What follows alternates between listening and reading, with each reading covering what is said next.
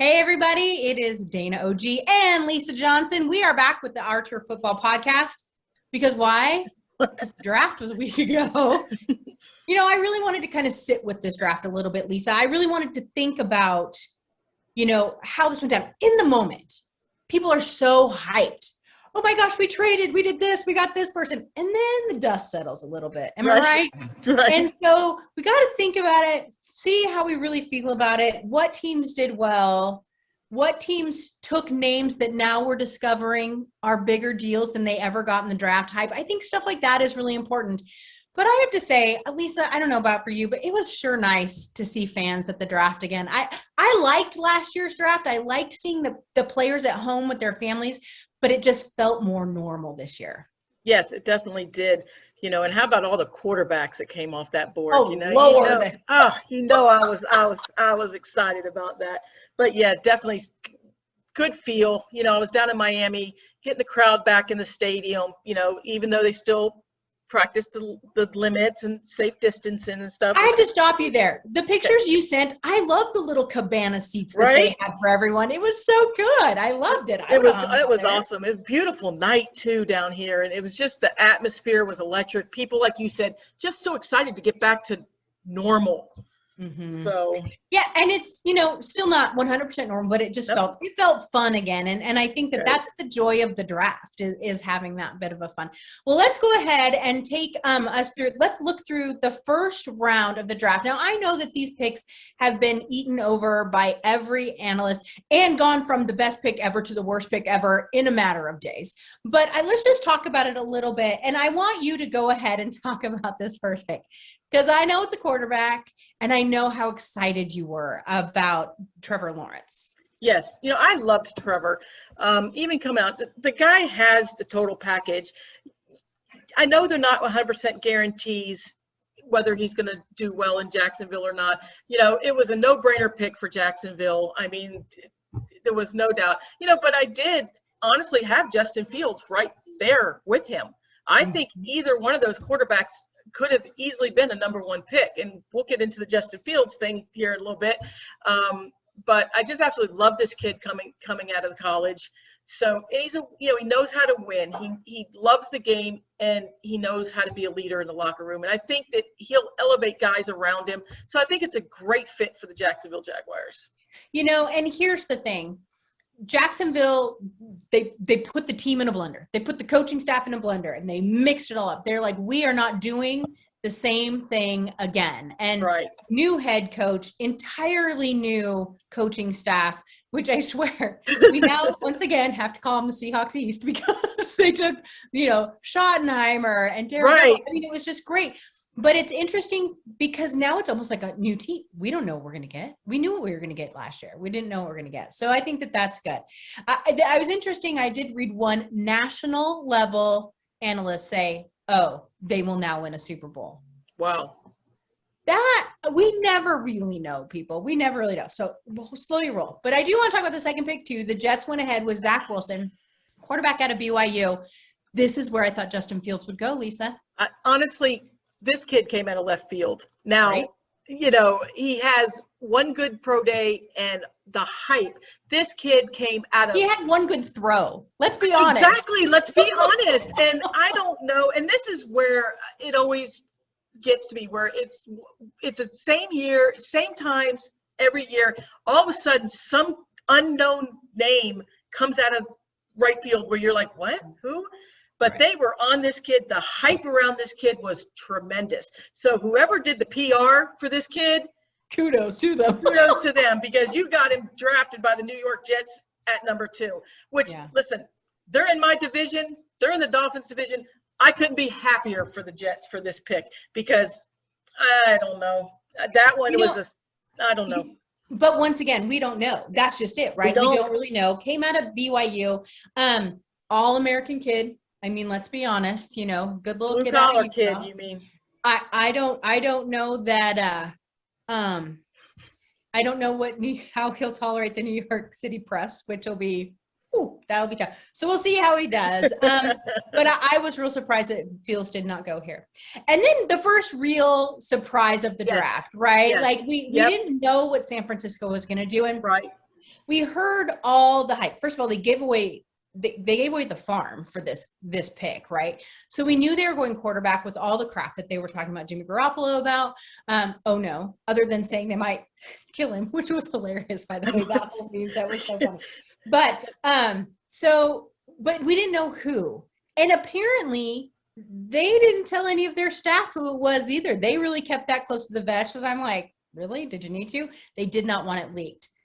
So the interesting thing, being an NFC West girl, there was lots of things out there. Why didn't they tell anybody? Comes to find out, or it has been said, that they didn't want to give the other teams an advantage and let them know that they were picking a running quarterback. Do they know what division they're in? Like, it cracked me up. So I'm like, that has to be wrong, because there's no way that Arizona and Los Angeles and Seattle aren't already ready to deal with a Kyler Murray or a Russell Wilson. So I thought that was really interesting. They did pick Trey Lance, quarterback out of North Dakota State. Kid did not play much football last year. He's green. But he's green. Super smart, apparently. Super smart. Apparently, coaching's going to be the number one issue with this kid, getting him up to speed. You had Mac Jones sitting there, NFL day one ready to me. Sorry, I'm just going to say it. I think the kids – I loved Mac Jones at the Senior Bowl. He was definitely the best quarterback on the roster at the Senior Bowl, hands down. You could see it by just watching 2 or 3 throws. But I laughed, because I'm like, it's either going to be him or it's going to be him. And I said, now it's set the tone for the draft. Now it's going to get teams thinking. It's going to get Justin Fields dropping. It's going to get a team to come up and get him. So that really, to me, said it. Like you said, the kid has not very many starts on him. Great athlete, is a rocket ship arm. So coaching's going to be the issue here. And obviously Kyle's very confident with his staff and himself, and they're going to get the kid up to speed. You still have Jimmy G, where, who apparently is going to stay and mentor he's going to stay and mentor the kid. I don't get that. I have Jimmy going to the Patriots. I really did. I thought it was going to be a full circle and Bill was just going to sit back, and, I really did.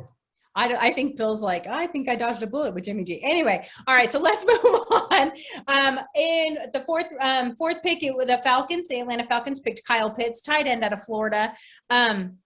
This kid's you can't miss. NFL ready to go. Fantastic, wonderful pick. There was rumors before the draft that Atlanta might drop out of this pick. It might go ahead and sell it. They didn't. They need this. They need a superstar again. That team needs a little revitalization, and I think that Kyle Pitts will probably do that for them. Absolutely. Then the Bengals, with having picked Joe Burrow last year, although we did not get to see Joe really play this last season, the Bengals picked Jamar Chase, wide receiver. So from what I've heard and read, because you know how I am about college kids, he's the big catch guy. He's the big pass catcher. That's what he does. And once again, we don't know what Joe Burrow really can do, but adding this weapon is going to do nothing but help him. Okay. Do they realize why Joe Burrow didn't finish the season? Yeah. Is there anybody in the Bengals organization kind of maybe thinks the kid was scrambling for his life, like almost every single play? So you let the number one offensive guy who's just fell in your lap go to get a teammate at Joe Burrow's? Listen, Lisa, offensive linemen aren't shiny new toys. They needed a shiny new toy. No. Well, I agree with you. I completely agree with you. You want that kid to be as good as you think he's going to be. You need to protect him. I agree. You can be the best quarterback in the world. If you don't have time to throw the ball. Yeah. Apparently the Bengals got a little better throughout their drafting as the draft went on. So that is good. But yeah, that was a question mark for a lot of people. Big time. So then the 6th pick, the Dolphins, their first of 45 picks in this draft. I swear to God, every and a other no-brainer draft. pick at that. No-brainer pick at that. This pick came in not even 15 seconds after they were on the board. This kid was Greer's guy the whole way. Yeah. So that was what's funny. And Jalen Waddle, wide receiver out of Alabama. Alabama, just clear cut was Greer and Flores' guy. Pick came in quick. Yeah, the Bengals should have taken who the Lions took at 7.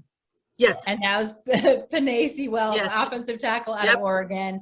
Number one tackle in number one offensive lineman in the draft. Right. And from what people are saying, he's an instant Hall of Famer. That's how talented. Really? If he Yeah. can avoid an injury plague in your career, the kid is that good. So this is a huge upgrade for the Lions. I was thrilled for Sonia and the Lions fans to get somebody to help protect And Dan Jared Campbell, Goff. did you see the smile on Dan Campbell's face? Yeah. Holy cow, he got a nice little protection for his new quarterback he got. Yeah. So he was a happy camper. He was. It was exactly what they needed. With the 8th pick, the Carolina Panthers picked J.C. Horn, cornerback out of South Carolina. Now, listen, Lisa, I was a little perturbed at this draft from the pre-draft conversations because they kept saying, we don't even know if a defensive player is going to go in the first round. There's so many good offensive players. We're just going to clean them out. And then what happens? 2 cornerbacks, bam, bam, at 8 and 9 went. So for 8, the Panthers took J.C. Horn, like I said. Pick 9, the Broncos picked Patrick Surtain, the second, who's cornerback out of Atlanta. Both of them grade A. Like the people I saw thought maybe the Panthers would have picked Patrick over JC, but it doesn't matter. They liked both of these picks really well, and these kids are good. Horn is considered a little more aggressive, a little more feisty, a little more that sort of thing. Surtain, he's polished. He's already NFL caliber. It's in his breeding. You know, right. His dad is one of the best cornerbacks in the NFL. You know, we got to see him for a couple years down here in Miami. And then he played for the Kansas City Chiefs. Yeah. Yeah, a little perplexed for the Broncos, but like I said, down the road we'll talk about that. Yes, we will. But remember, I love Teddy Bridgewater. Anyway, so at the 10th pick, the Eagles picked Devontae Smith, wide receiver out of Alabama. This makes sense. Yep. Jalen Hurts needed, a wide receiver that they seem to be lacking. Well, they were lacking in a lot of areas, but definitely in wide receiver also. But I know you picked up on it because several people did. Quarterbacks, receivers, all reunited. Same schools. Bing, bing, bing. Yep. All of them right in a row. Very familiar with each other right off the bat, so. And how brilliant is that? I'm sure it's happened also other times in the NFL, and maybe it was just coincidence that there were so many, but it was all these young quarterbacks getting their teammates back. And you're right. If the chemistry is already there, they already know each other, and they're good. Why not? Right? It's a win-win. For sure. Absolutely. Then pick 11. I was shocked. Nope. I know you were shocked that took this long for someone to take Justin Fields. Yes, ma'am. I could not be more thrilled for Bears fans. Long time coming. Yeah. And this, if I remember correctly, the Bears traded up for them. Yes, they traded. The Bears had 20th pick. They went to 11 and traded with a surprising Dave Gettleman, who never trades his picks, and that's a big thing with the New York Giants. Right. And so Gettleman was an active trader this year, which is amazing. That's good. So but it's going to cost them a 1st and 4th next year. So and I think that's here's what it is, and this is my interpretation of the mind of a GM. He's getting there, and it's like, oh, well, this person, then the cornerbacks went, this wide receiver went. Holy crap, Justin Fields is still sitting there. Trade, find what they want, get what they want, because we have to go grab him. Because right behind him were the Cowboys. And not that the Cowboys were going to be looking for a quarterback, but you knew that the Cowboys are trade happy a lot of times, and so they would trade up for it. So the Bears jumped everyone, and they went and grabbed Justin Fields. I have not heard this positive of a response from Bears fans in a long time. And I was just so excited for them. Our good friend Wanda, who wrote for us for years, over the moon. I think they were really afraid they were going to be really stuck with Andy Dalton. And then that brings up the interesting thing, because the Bears have really pushed that Andy Dalton is their starting quarterback. It makes sense. The hell he is. He is. Not anymore. But it still makes sense. We'll start with Andy. You're not going to throw Justin Fields to the fire, even though me, I love 1st-round picks playing. And who knows? I mean, we all thought that with Matt Flynn in Seattle when they drafted Russell Wilson. That's true. That, just play a couple games, Matt, but Russell blazed into training camp and took over the starting position. I would not be surprised if you don't see Fields take that same attitude and push Dalton. I agree. I think it's interesting. So at 12, we have the Dallas Cowboys. They put Micah Parsons, linebacker out of Penn State. They need a linebacker, but did they need other positions more? I think they needed a cornerback, and Patrick Surtain was their cornerback. And as soon as he went up, Jones just traded right back down, because you knew that was the pick. You knew pretty much. I think everybody kind of knew, and it was, like I said, at that point in the juncture, we'll kind of talk about Denver here when we get to the winners and losers. At that point, I don't think Jerry saw the Broncos being a threat, because I think he thought they were going to go in a whole different direction. So I think when Surtain came out, kind of ruined it. They backed down, and then they took the, arguably, like some say, the number one edge guy, or number one defensive guy back on the board at that time. It's true. So next we at 13, the Chargers, Los Angeles Chargers took Rashawn Slater, offensive tackle out of Northwestern. He's a starter. I mean, he's a starter. That the Chargers need someone to protect Justin Herbert, who had a great year last year. This was a logical pick. Can't say enough about the Chargers and what they did in this draft. I know. They're my winner, by the way. Okay, I kind of figured that, honestly. I'm going to go to the directors. At least we don't have the same team. But I'm going to agree on probably a lot of things you say on that. So, yeah, this was a great pick for them. The guy is fantastic. At pick 14, the Jets. I'm going to say, I think it's Elijah Vera Tucker. I think it's Elijah, and if I say that wrong, I apologize. Offensive lineman out of USC. So this makes sense. Rookie quarterback. Yep. Got to protect him. It makes total sense to me. So at 15. Oh, Billy B. So at 15, he just dropped in his lap, Dana. He just I'm telling you. Does it not just piss you off? It just sits back and puts his little dog next to him, and Mac Jones just drops in his lap. I know it. And I almost wish there was a camera on him so we could see him giggle, because you know he's like, Mac Jones, quarterback out of Alabama, went to Billy B. And the interesting thing, I read about this, that they think that this might have had a lot to do with Josh McDaniels. So apparently Mac Jones fits Josh McDaniels' system well. And we all know Josh McDaniels is the heir apparent, right? And so it makes sense that goes well together. It kind of sets him up well for the future. Don't forget, though, they still have Cam Newton out there, but at the same time, there'll be a camp battle. And my God, then you've got some decent insurance if one or the other should go down, right? Like they're not screwed completely at that point. So yeah, I laughed real hard at that one. We all knew it. We all called it, because it was just like, as soon as, you got past Denver and we're like, yep, dang, he's going to drop right in the Patriots' lap. Yep. So number 16, the Arizona Cardinals took Zaven Collins, linebacker out of Tulsa. I love this kid. He's stud. I do too, and that's the last team I wanted him to go I love this kid. He's stud. I was like, what a great pick. Great pick. It'll be good. And they really struggled on defense last year, so this is a huge addition. Solid pick. This comes into 17 with the Las Vegas Raiders. Alex Leatherwood, offensive lineman, Alabama. This was the first real reach of the draft, I thought. I thought so too. Saw the kid in Mobile, Senior Bowl kid. Got a good look at him. Solid offensive lineman. All those big Alabama boys are.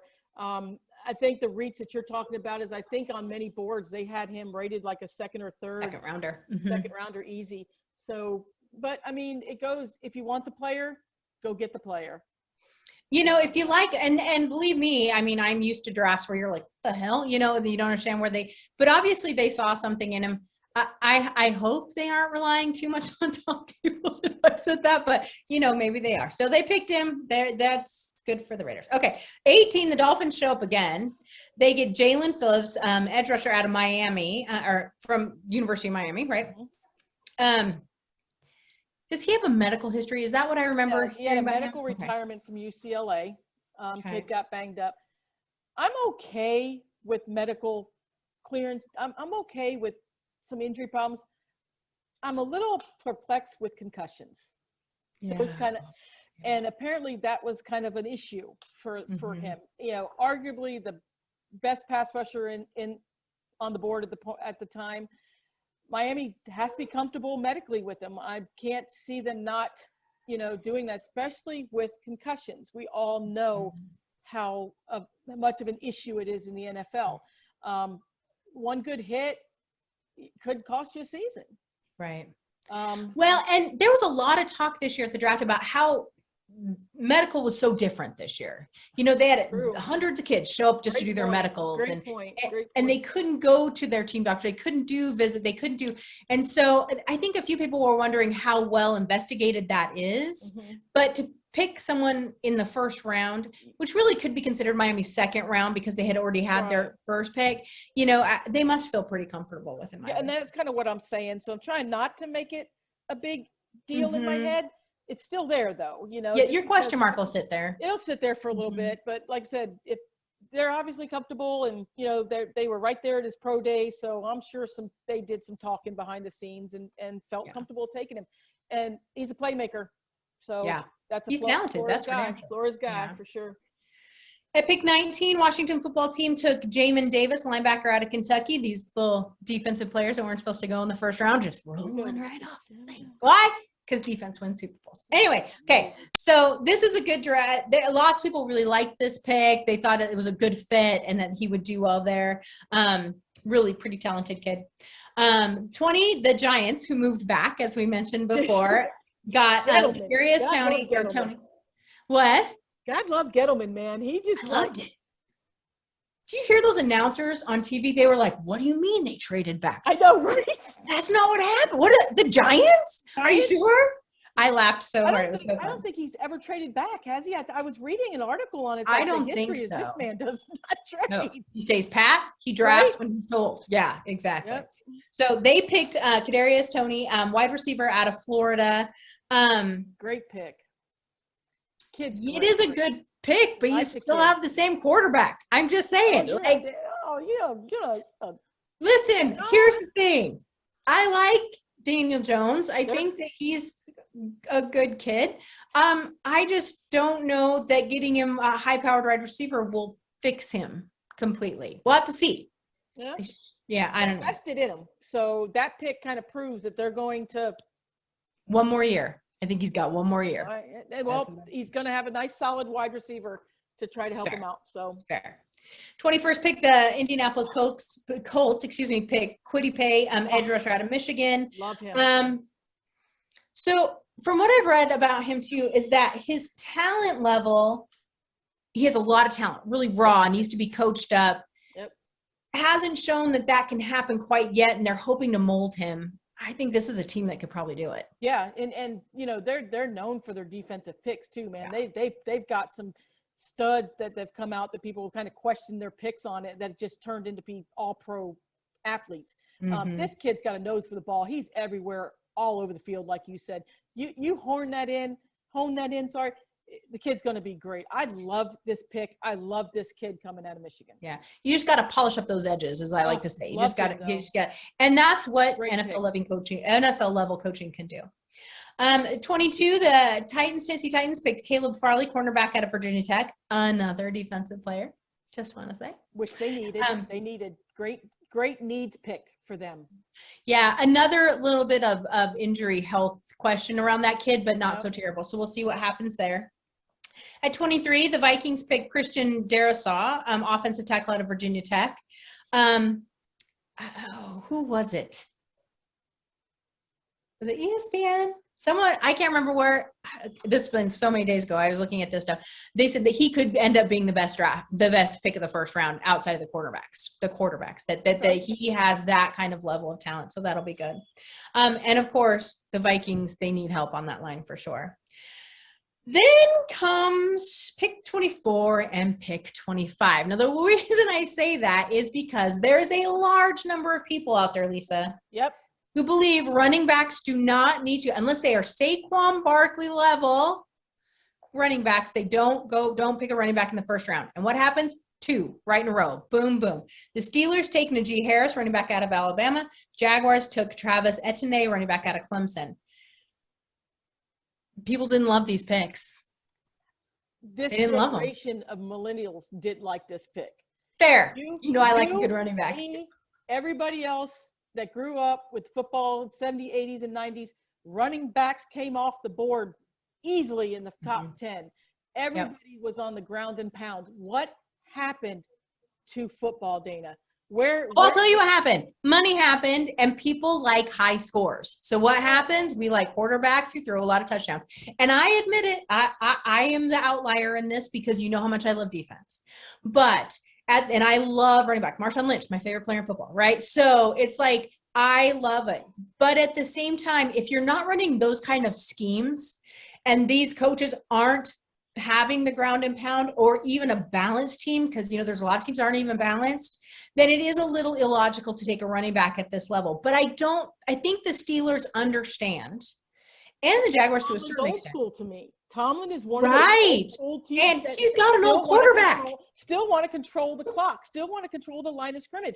I mean, I'm still a little, and I've heard that, and I think I heard that. I can't think of the lady reporter's name, but she said that. Oh, you don't take a running back in the first. There was a lot of people that said it. I'm just like, I'm looking around, going, wow.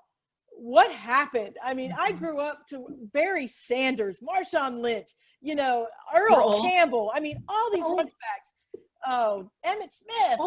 I know. Gosh, it was either quarterback or running back when I first started this. And now it's like, oh, you don't take a running back. It's like you don't take a right guard now. You don't take, I heard that several times. You don't ever take a guard, So I look at these, and the two teams that took them, the Steelers and the Jags. The Steelers have an old quarterback in, Roethlisberger. And then the Jaguars have a brand new baby quarterback. Well, both of those two, they need running backs. So this made a little sense. It might not have been everyone's favorite pick. Teammates, by the way, again. What? Clemson teammates, just saying. Exactly. Pick 26, the Browns took Greg Newsome II, cornerback out of Northwestern. Defensive guy. Yeah, here's the thing. The Browns they've worked on their defense for a few years now. So I'm not sure if they're just not happy with the way their corners are playing, or if they just want to keep adding until they find that spark. I'm not sure. But this is they could have spent this pick somewhere else. They decided to put it at cornerback. So, I mean, he's a good kid, but I don't know if that's where if I was the GM, if that's where I would have done it. I don't know. 27th pick, the Ravens took Rashad Bateman, wide receiver out of Minnesota. This was a crazy good wide receiver group. It just was. And it makes sense. Yeah. It's almost like a no-brainer. You can't go wrong. It's like if anybody does, it's going to be like a fluke if something happens, because that's how talented this whole group this wide receiver group was. It's interesting that they took this one. Not everyone, they thought that there were other ones that might have fit better, but they did take this one. It also makes you wonder if they're going to keep letting their quarterback run crazy all the time. They're going to try and reel that in a little bit. We'll see. But all right, so I'll let Lamar play Lamar's game. Right. And he's in the right system, because me and John, we're on the same page with that. I do know that. People here, same page. Right. Let him play his game. You guys are right here. You got it. Tight. Pick 28, the New Orleans Saints take Peyton Turner, edge rusher out of Houston. It's not a sexy pick, is it? It's not a sexy pick at all. I mean, I feel like the Saints of all teams are kind of juggling at the moment. They're like, well, let's run with this one. Look, I caught this one. You know what I mean? Like it wasn't a bad pick, but it wasn't really a great pick either. It's interesting because what identity are the Saints going to take? Are they going to take a Taysom Hill identity, or how I feel about that? I know it's so, and I guess we're not going to worry about it because they went defense here. So I know. So it didn't give us any clues. Didn't give us any clues. Right. 29th pick, the Packers. We could do a whole podcast on where the Packers yes, we could. Right now. So the Packers took Eric Stokes, cornerback out of Georgia. I'm thinking Aaron Rodgers wasn't thrilled with that. At that point, I think Aaron's like, check. Out. See you later. I'm out. The GM for the Packers, if you kind of do a little background on him and kind of look, I mean, Dayna, honestly, if I'm the Packers, I'm getting rid of my GM. I'm keeping Rodgers. I mean, because I don't know what this guy's doing. I really don't. I kind of am siding with Aaron here. What are you doing? Well, I will say this about Stokes. The Packers need help on defense. They need a cornerback. He fills the perfect need for him. And to me, that shows it's like, okay, we get Rodgers, you're irritated. And again, I could do a whole show on how this is completely different than the Russell Wilson situation. But so, you're irritated, but we have a team to think about. And our need is at cornerback. So we're going to go get one of these really good corners in this draft. We will deal with you later. And that is thing to do to me. Well, I don't know. I kind of respect the fact that they remember that they have a whole team, not just a quarterback. But that's where you and I differ because I don't like quarterbacks. So anyway. I'm not letting this one go. Yeah. So if my quarterback 37. comes to me and says, 37. you know what, it's me or him, I'm picking you. I'm staying. 37. I can't. I know. I'm sorry. All right. Well, you can talk about that. You have Jordan Love, and I love that kid. So you did like Jordan Love. I did love Jordan Love. So and that kind of worries me because it's like if they did see like an inkling of something from Love, wouldn't you think they'd be like, okay, Aaron, I don't know because he's a franchise quarterback, so it's hard. It's hard to get them. We all know that. Yeah. So let's see. With the 30th pick, the Buffalo Bills put Gregory Rousseau, edge rusher out of Miami. So this kid did not play last year. Am I right about that? Nope. So they're not sure. But here's what we have to remember, Lisa. Once you get to the early mid-20s, they're basically second-round picks at that point. There's only so many that get first-round draft picks, labeled a first-round draft pick. But they seemed real happy. But he feels a need for them, and so that we'll see how that goes. 31, the Ravens, again, picked Jason I think it's Owe is how you say that, edge rusher out of Penn State. Yep. Once again, fills a need, but is raw. We'll need some really good coaching out of that. And then the Buccaneers, who don't need a god dang thing. Not one. Got all their players back. All their Super Bowl players are back on this roster, by the way. Oh, I can just vomit. The Buccaneers took Joe Tyron, edge rusher out of Washington. He's going to be a camp battle. He's going to, be injury, insurance. That's who this kid is going to be. So it's interesting the way that this turned out. But what I found interesting about this first round, Lisa, and I would love your thoughts on this, is that there weren't a ton of surprises. This wasn't, I'm shocked. Like, was I surprised that the Bears moved up for quarterback? No, they need one, right? Was I shocked that I was surprised when San Francisco, gave everything away for the third round pick? But we also, being a fan of this division, I understand that Jimmy Garoppolo is not the answer for them. So that made sense to a certain extent. Probably the biggest surprise for me was the Giants moving back. But I don't know. This just seemed like a pretty tame first round to me. With the Bears. Yeah, it was. And I think, like I said, I honestly think that Lance Trey set that tone for the rest of the draft and the way it went.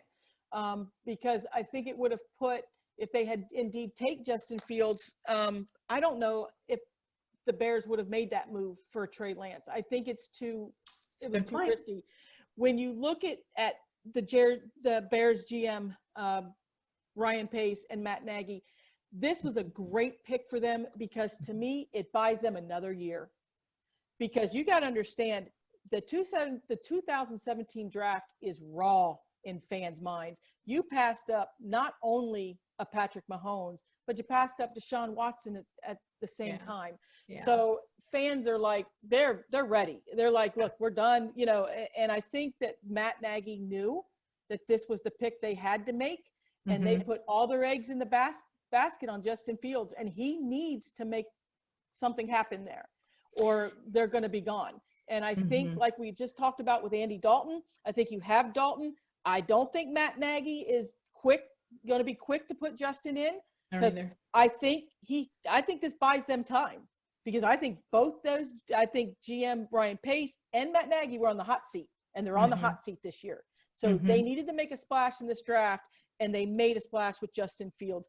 Like I said, I was 1-2 with this quarterback. I love him, and I think it's the splash that the Bear fans needed. They wanted, and like you said, Bears fans are ecstatic with this. They are. They're very happy with their team again. All right, so let's talk about the winners and the losers of the draft. Once again, I am going to state for the record, I hate this because you really don't know how draft class is going to be Right. for 2 to 3 years. And so I hate to say, oh, you guys suck, because we've seen how many wrong grades have been given to drafts over the years. And when they regrade them, they're always completely different. But I will say that there were a few that just stood out and it's like they did exactly what they needed to do. And a few other teams where you were like, what are you thinking here? All right. So Lisa, I'm going to let you go first. Okay, my winner clear cut was the Chicago Bears. I think It's because I love the move. You know, I think they needed to make a sexy splash pick. They did. Like I said, I love Justin Fields coming out of Ohio State. I think he's just what the Bear fans needed, and I think he's going to turn around the Chicago Bears. Now, maybe not year one, but they're going to have something to build around him.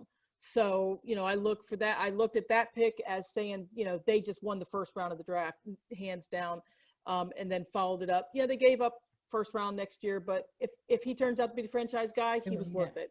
Mm-hmm. The loser's the Denver Broncos to me, and I'll tell you why. Really? You had Justin Fields and Mac Jones sitting on that board. Drew Lock has flaws. He had flaws last year, and he certainly has shown nothing to correct those flaws. You're kind of loaded on defense to go stretch and take Patrick Surtain, which noted, he's an awesome cornerback. No doubt, you know, that we talked about that. But you clearly blew it to me. You had Justin Fields fall in your lap. You had even Mac Jones there if Justin wasn't there. And you go right by him, and I don't know. And I know that now there's talk saying, oh, the Broncos are going to go in all on Aaron Rodgers. No, you didn't know that before this draft. You clearly had 2 quarterbacks that could potentially be franchise guys, and you passed them up. That's a bonehead move to me, and I think they just blew the draft. So I'm going to argue with you about the Broncos because I think they had a pretty good draft, to be quite honest with you. I think that what them passing on a quarterback, it shows 2 things. And these are assumptions on my part, but this is where the logic kicks in. I think first, when they brought Teddy Bridgewater in, I think the conversation was, am I your starter? And are you taking a quarterback in the draft? Or else I'm not coming. Because Teddy Bridgewater didn't have to, right? And so I think that maybe there was some conversations and some things promised. Now, as we know in football, nothing is promised. That is, promises aren't kept. But at the same time, I think those conversations could be had. And I like Teddy Bridgewater. I know no one else does. And I think his injury really derailed probably what could have been a skyrocketed career. But I like Teddy Bridgewater. Second thing is this too. I think those conversations about Aaron Rodgers were maybe a little bigger than we heard about, that maybe they really feel like they could get an Aaron Rodgers and repeat what they did with Peyton Manning. The other thing I read, and this was from a fan, it wasn't from an analyst or anything like that, was that this was the first non-John Elway draft.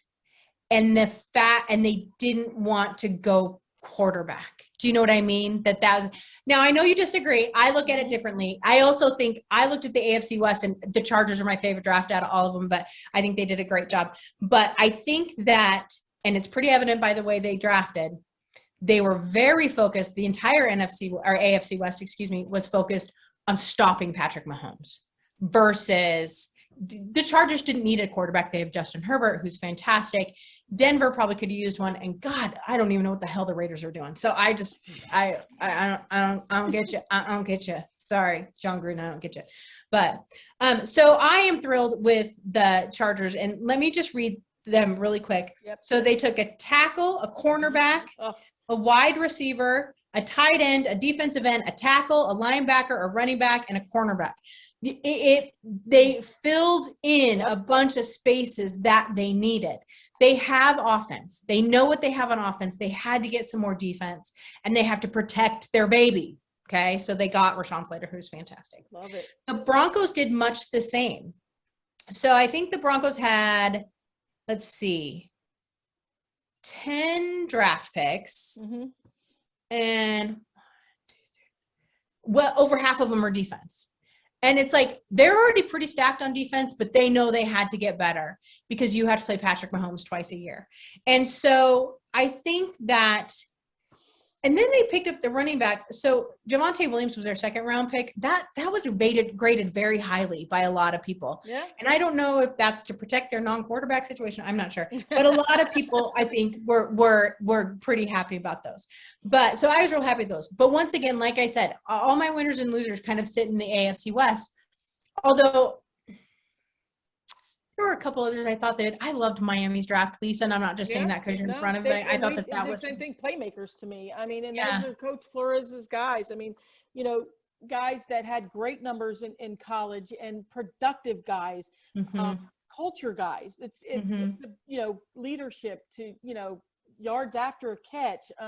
When you look at the edge with Jalen Phillips, you know, take away, like you said, the kind of the injuries, you know, these are playmakers and they can make a difference on downs. So it fit Miami's draft.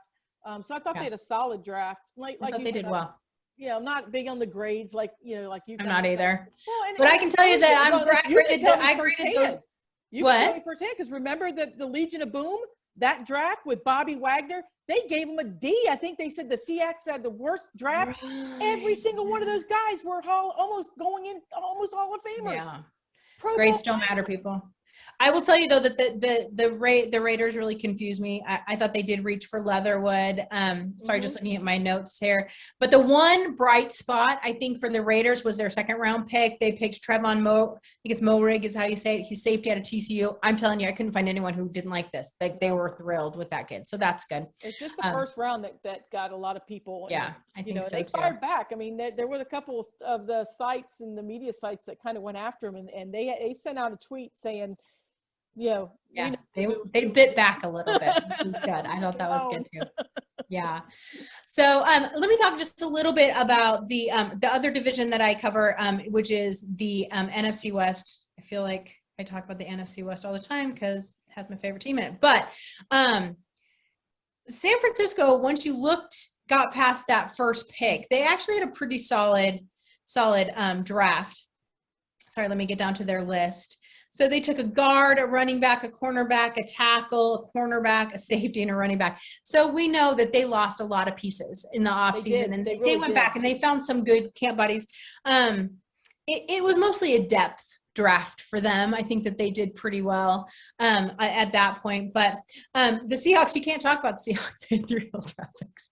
But the reason I bring it up, before I mention it, the Cardinals actually drafted really well for what they needed. I thought so too. That was another the Rams, one. Silently, like I said, they didn't have very sexy picks. They had a lot of picks and needs. They addressed some issues and very quietly just kind of had a real nice draft. So, yeah, they did. The ones who didn't were the Rams. Yeah, the Rams do. They spent all their energy decorating their Malibu beach house. I know, right? They kept showing that. That was awesome. And once again, I'd like to remind everyone they have not had a first round pick in 7 years. 7 years. The Seahawks had 3 whole picks. 3 whole picks. And for a minute they had 4. But then for 1 minute. And they turned around and went up, got Stone Forsythe, which actually I think is their best pick of their draft. We'll see how the other 2 I think the Seahawks have 10 cornerbacks on there. Pete's like Brian Flores. I mean, it's like Pete likes cornerbacks like Brian likes safeties. I think, you know, if tight ends played on all offense, that would be all of us. If safeties played on defense, that would be our whole defense, according to these 2 coaches. True.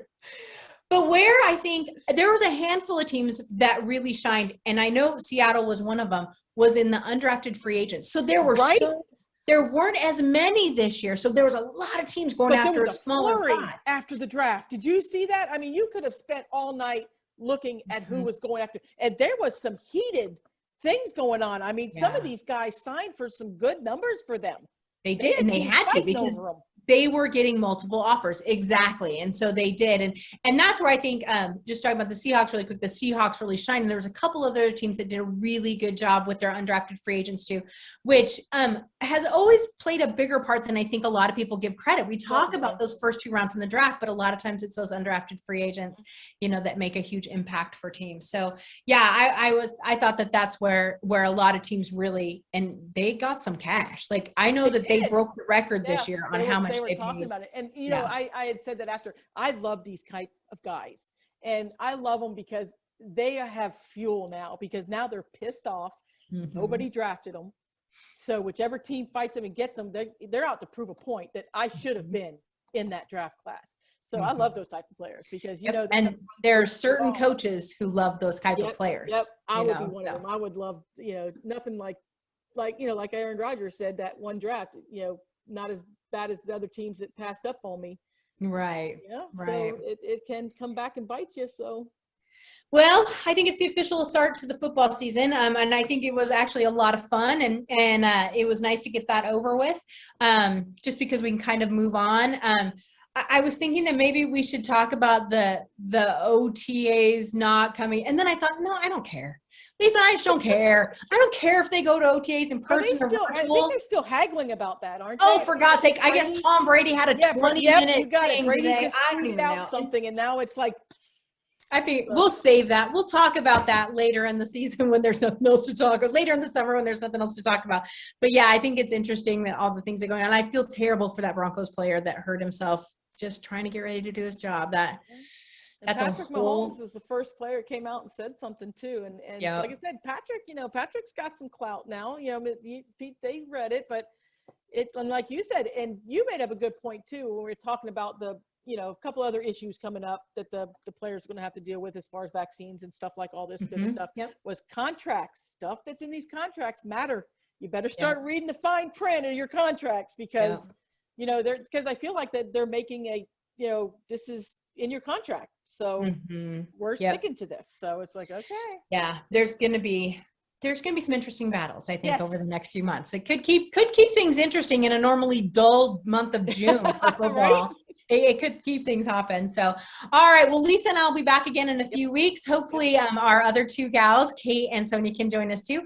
And then we will talk about all the latest news about the football. If Aaron Rodgers ever goes anywhere, he's not going anywhere. And, you know, any other big trades that might come up. And until then, we hope you check out our website for all of our articles, and we will see you on Twitter. Good night, everybody. Peace out.